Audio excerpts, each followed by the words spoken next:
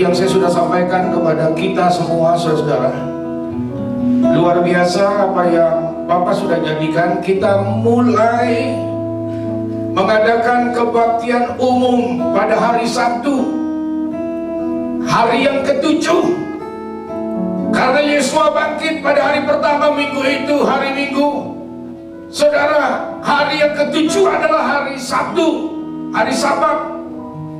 Dan perintah keempat dari 10 perintah Elohim, ingatlah dan kuduskanlah hari Sabat. Saya bersyukur, saya bersyukur, saya bersyukur. Kemarin luar biasa. Saya tidak bayangkan yang datang ternyata di luar dugaan saya. Betapa begitu banyak orang yang sudah mengerti dan faham untuk bagaimana menggenapi, melakukan perintah-perintah Bapa dalam hidup kita. Dan percayalah saudara, ketika keempat hukum yang pertama yang berkaitan dengan Bapa di sorga kita lakukan, maka 6 hukum yang lain akan tergenapi. Apa itu? Hubungan dengan sesama. Saya mau katakan buat kita, saudara-saudara, saya mengalami. Ya, memang di dalam menjalin hubungan bahkan dengan hamba-hamba Tuhan seringkali mengalami mentok, saudara-saudara. Dan saya baru sadar, ketika 4 hukum ini tidak kita lakukan dan laksanakan dalam hidup kita, apapun yang saudara lakukan yang berkaitan dengan manusia kita tidak akan pernah maksimal. Bahkan saya mau katakan dengan jujur, hubungan suami istri pun bisa mentok ketika 4 hukum ini tidak menjadi bagian dalam hidup kita. Saudara-saudara, luar biasa. Ya, kalau pada zaman saudara dan saya, generasi kita bisa melakukan kehendak Bapa dalam hidup kita. Oh, betapa anugerah yang luar biasa. Saudara, kenapa Saul sampai harus tergeser dari posisinya? Posisi yang hanya satu-satunya yang disediakan Bapa buat dia. Dan ketahuilah saudara-saudara, posisi saudara di mana saudara ada hari ini, baik di dalam hidup sekuler saudara, terlebih di dalam kehidupan rohani saudara, itu adalah posisi yang spesial yang Bapa berikan kepada saudara dan saya. Dan pelihara itu.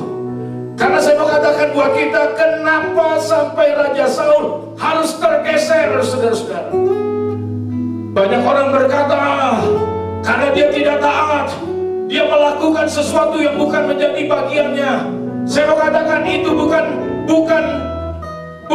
penyebab, saudara-saudara.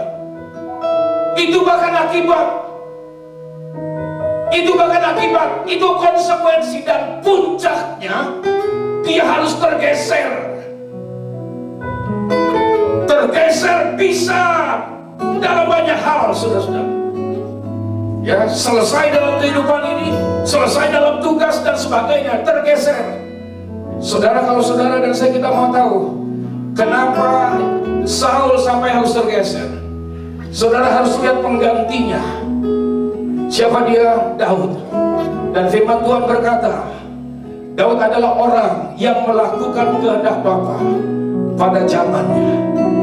Saya mau katakan buat kita, tetaplah ada di posisi saudara.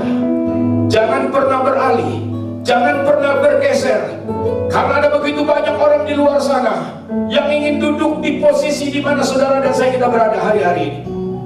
Saudara, sesaat setelah saudara beralih saja dari posisi saudara, posisi saudara akan sesegera mungkin diisi oleh orang-orang lain yang rindu mengalami apa yang saudara alami sepanjang hidup saudara. Camkan kata-kata saya. Ini adalah pernyataan yang powerful yang harus saudara dan saya kita renungkan dari kitab suci kita. Yuk, kita rindukan tuntunan Tuhan dalam hidup kita. Mumpung baru minggu kedua, saudara-saudara, supaya saudara dan saya terus ada di dalam kebenaran yang Bapak ingin kita lakukan. Oh, Rabakanda Rabasaka Rama. Naikkan pujiannya sekali lagi. This is what I believe in you. Yes, I belong.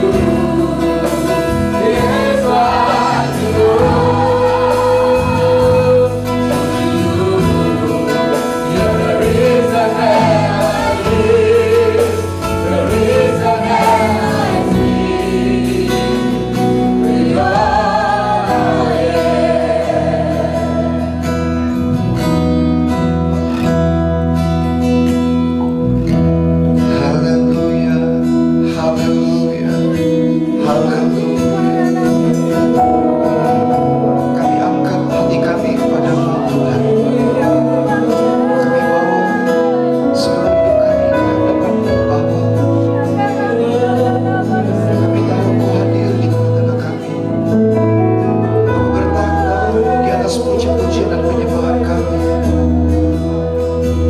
Yahweh Sabaoth, Elohim semesta alam, kami datang karena darah anak domba, darah Yesus Hamasiah.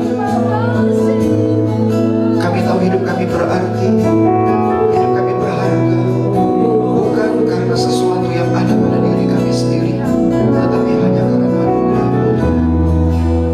Itulah sebabnya pagi ini kami datang. Itulah sebabnya pagi ini kami angkat suara kami angkat hati kami menyembah-Mu. Bagi-Mu saja dari selama-lamanya sampai selama-lamanya, karena hanya Engkau yang layak ya Tuhan. Hanya Engkau saja dan tidak ada yang lain.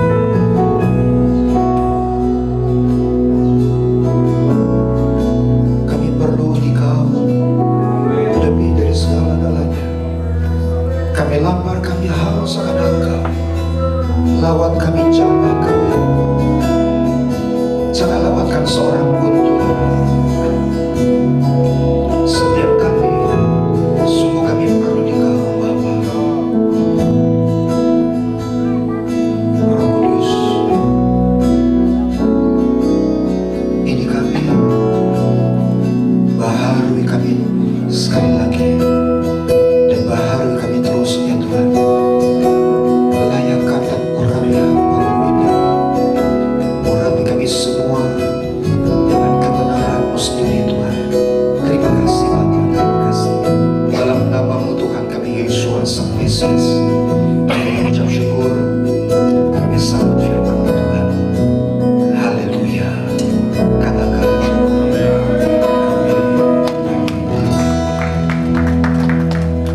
haleluya. Shalom.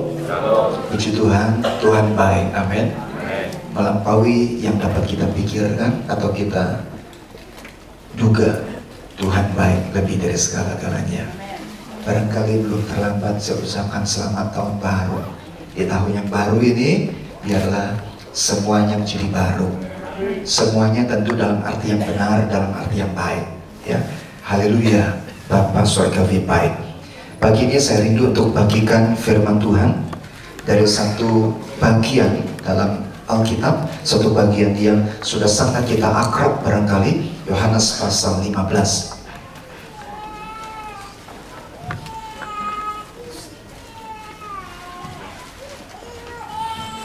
Yohanes pasal 15.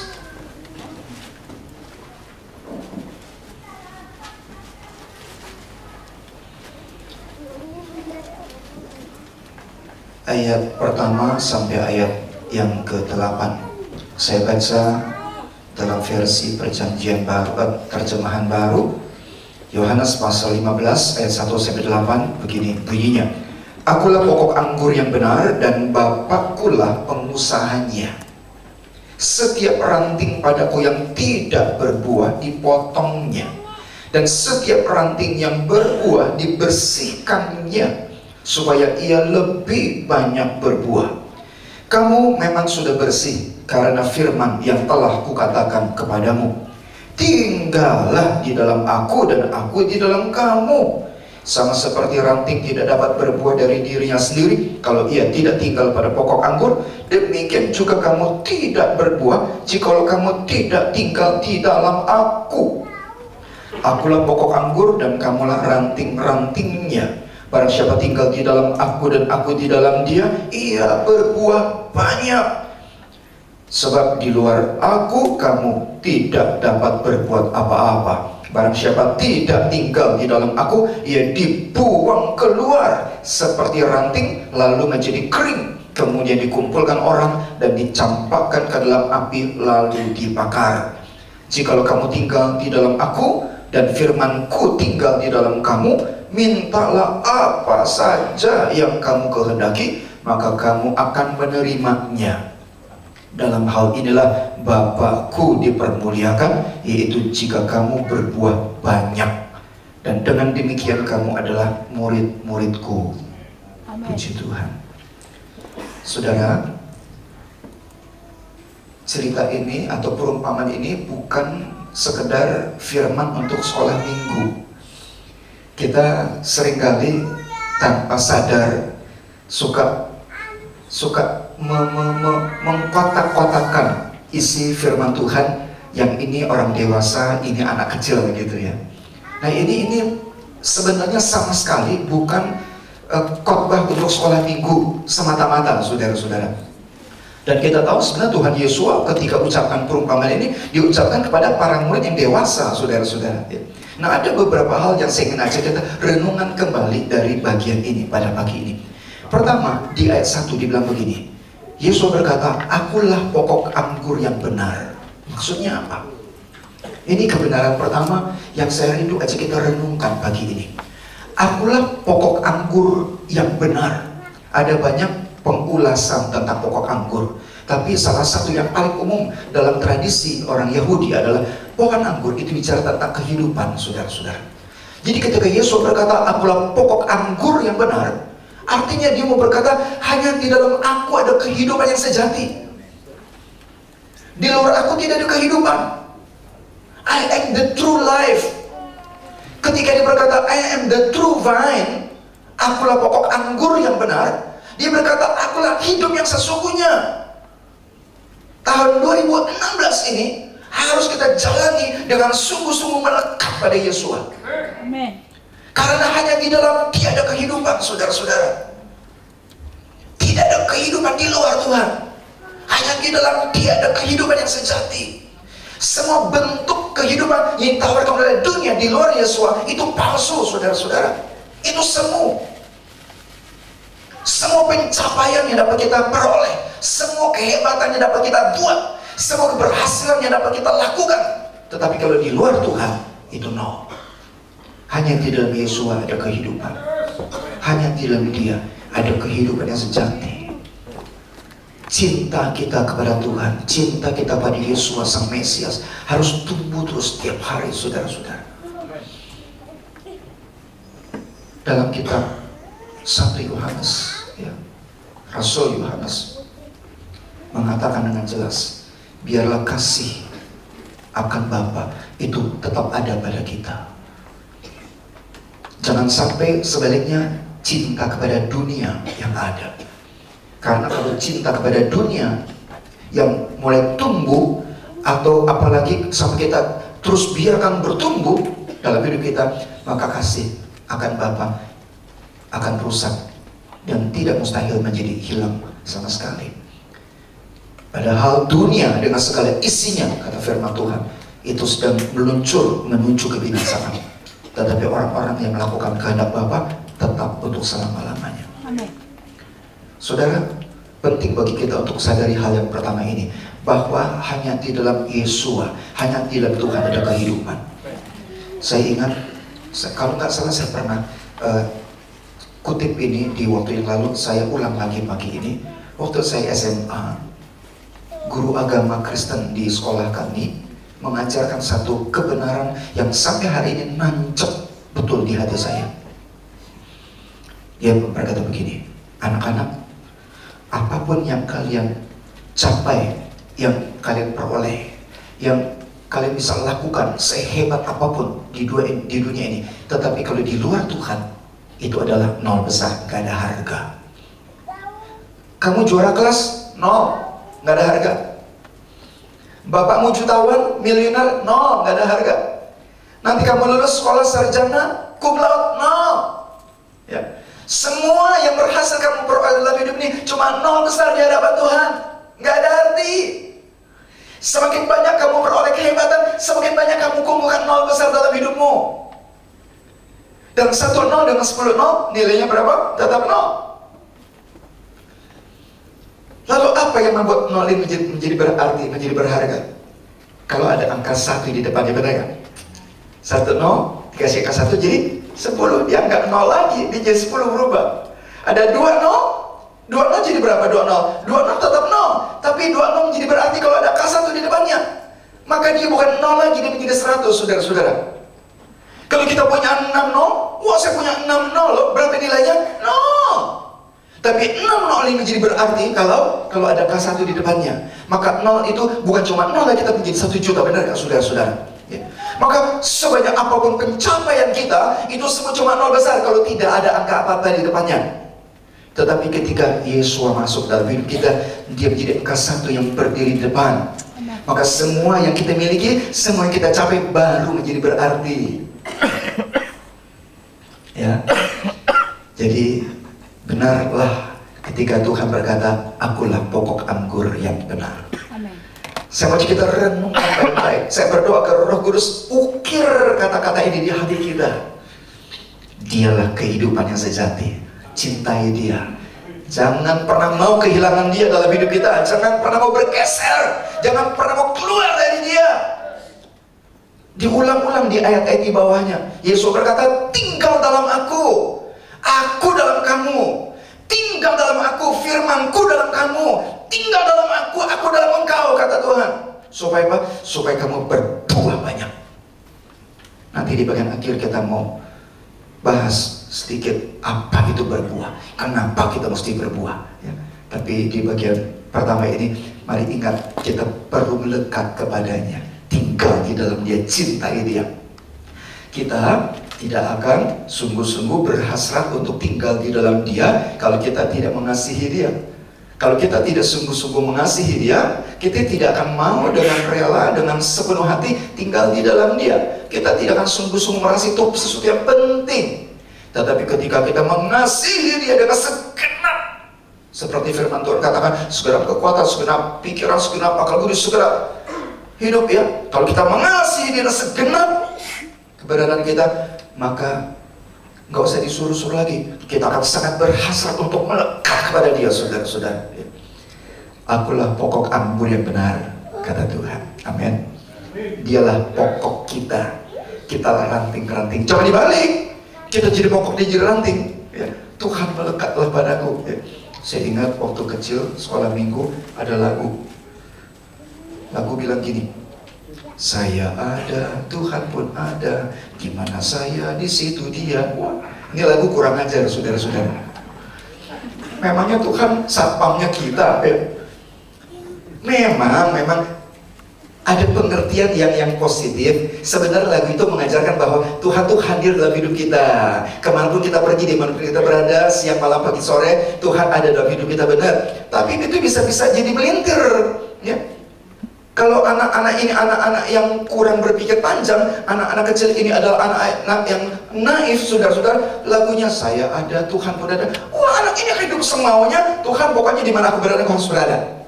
Kamu kemanapun aku pergi, engkau ikut. Ya, pokoknya engkau tinggal stempel tanda tangan. Aku yang bikin programnya gitu, kira-kira saudara-saudara. Ya. Ingat, dialah pemimpin, kita pengikutnya. Dialah sang pokok dan kita ranting-rantingnya. Melekatlah pada dia. Amin. Yang kedua,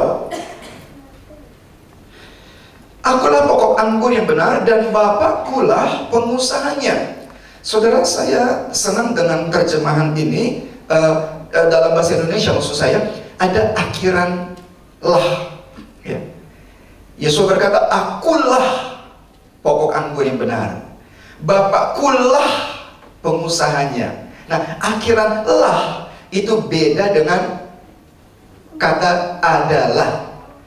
Saudara, bandingkan, beda begini. Kalau Yesus berkata, akulah pokok anggur yang benar, bandingkan kalau dia berkata, aku adalah pokok anggur yang benar.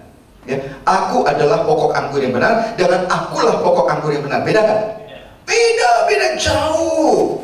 Saya bilang gini, saya adalah pendeta. Benar gak? Saya adalah pendeta.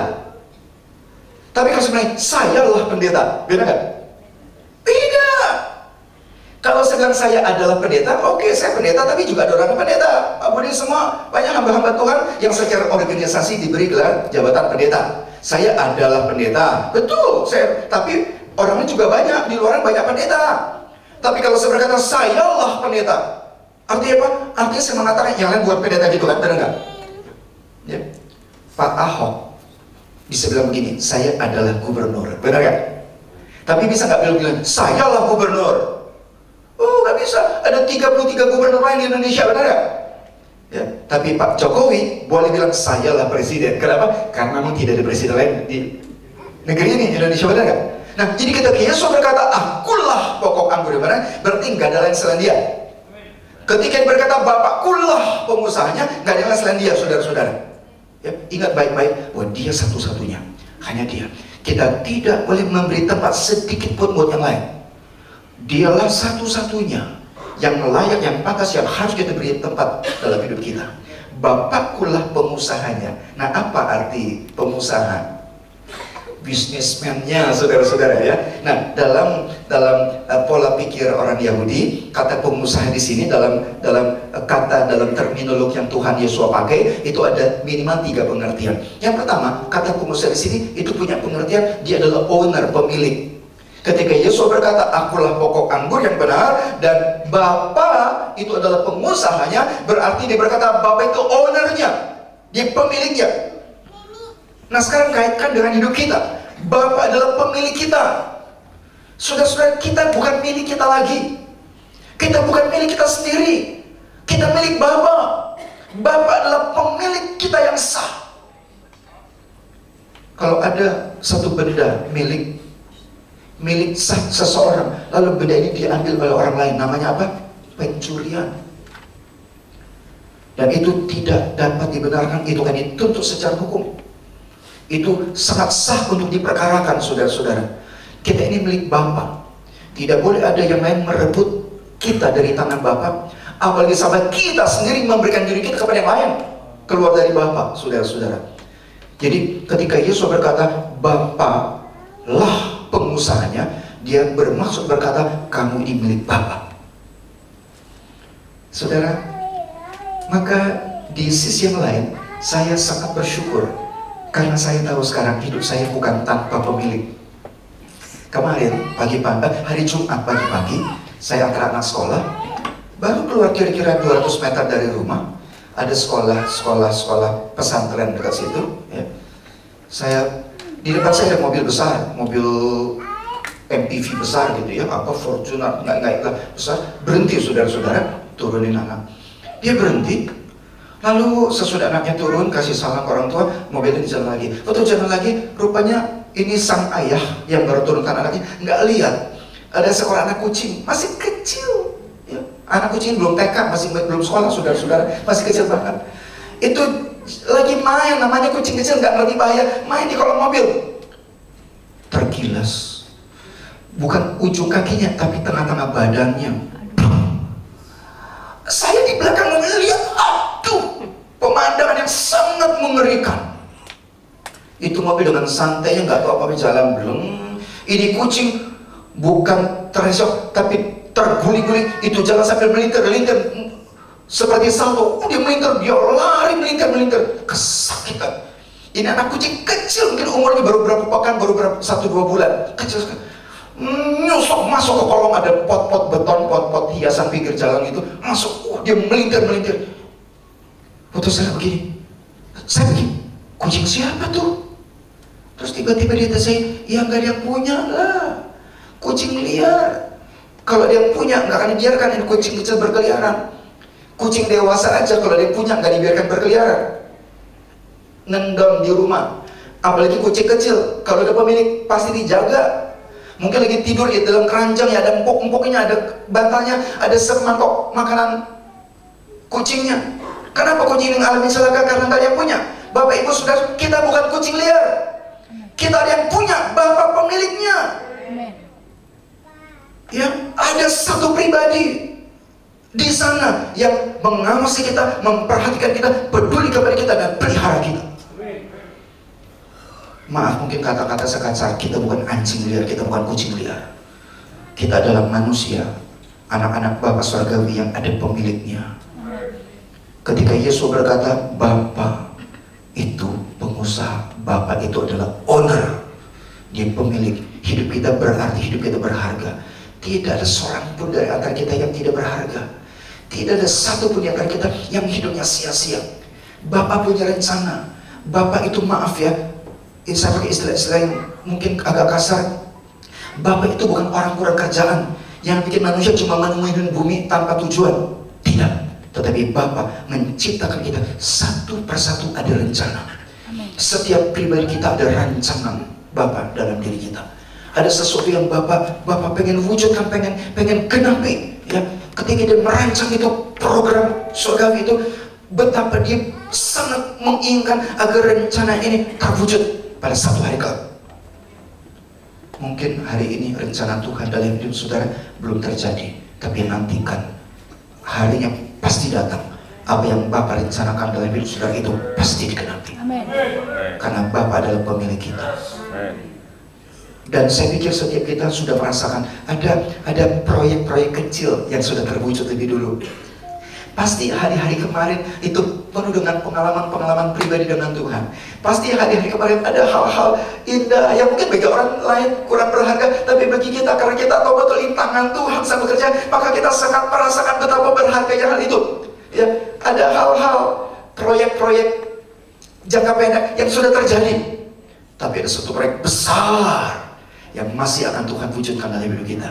Nantikan itu. Kenapa? Karena Bapa adalah sang pemilik kita. Ya, He is the owner. Dia adalah pemiliknya. Yang kedua, tentang pengusaha. Ketika Yesus berkata dan Bapa lah pengusahanya, kata pengusaha itu dalam terminologi pikiran orang Yahudi itu arti manajernya.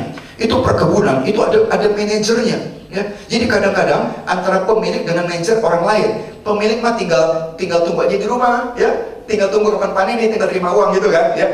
Nah, lalu dia akan bayar orang untuk menjadi manajer, untuk kelola di punya perkebunan. Nah, Bapa Surgawi bukan hanya owner yang ongkang-ongkang kaki, tetapi sekaligus dia adalah manajer. Ya, jadi ketika Yesus berkata Bapa itu juga manajernya, dia bukan hanya owner, tapi dia manajer, dia pengelola, dia yang memanage. Ya. Maka saya tahu Bapak itu bukan cuma pemilik, ya, yang peduli, yang care, yang perhatian, tapi Bapak itu adalah pengurus. Dia mengurus hidup saya, ya, dia mengurus, dia memanage. Artinya tidak ada sesuatu hal sekecil apapun dalam hidup saya yang uncontrolled, yang tidak terkendali. Semua dalam kendali Tuhan. Apapun yang saudara alami, baik secara pribadi, keluarga, gereja, bangsa kita, negara kita, segala sesuatu yang ada di dunia ini, yang ada di permukaan bumi, itu dalam kendali Bapa. Amin. Kita boleh percaya kepadanya, jangan bimbang. Kadang-kadang kita putus asa dengan hidup ini. Kita berkata, oh Tuhan sudah berantakan semua, habis bisnisku, habis keluargaku, habis kita. Tahu nggak saudara? Ada satu pribadi yang tidak kelihatan dengan mata kita. Dia adalah manajer hidup kita. Amen. Dan dia bukan manajer gajian.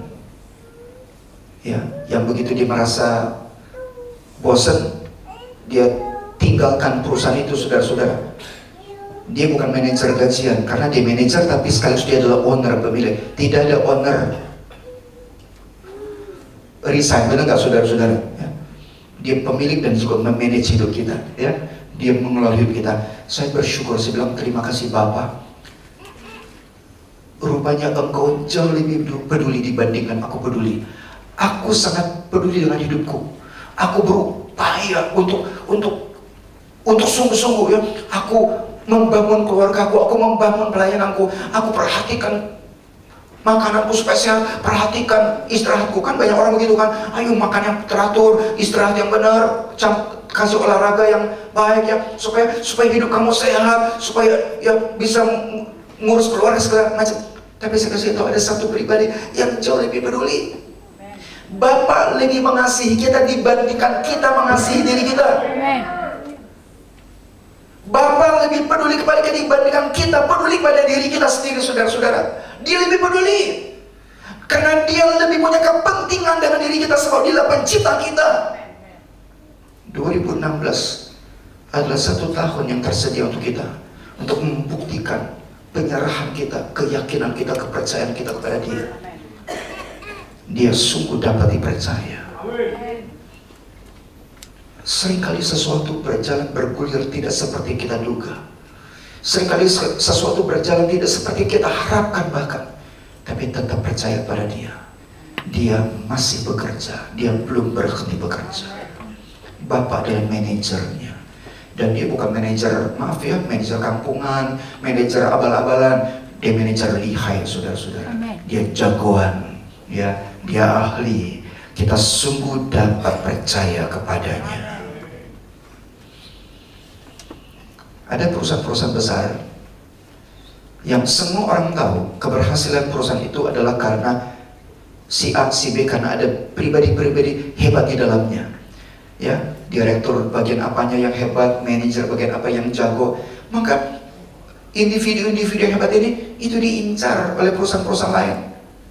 Ada headhunter, saudara-saudara, ya, pemburu tenaga-tenaga ahli, ya, dideketin. Bahkan saudara ada satu perusahaan hebat benar, ya.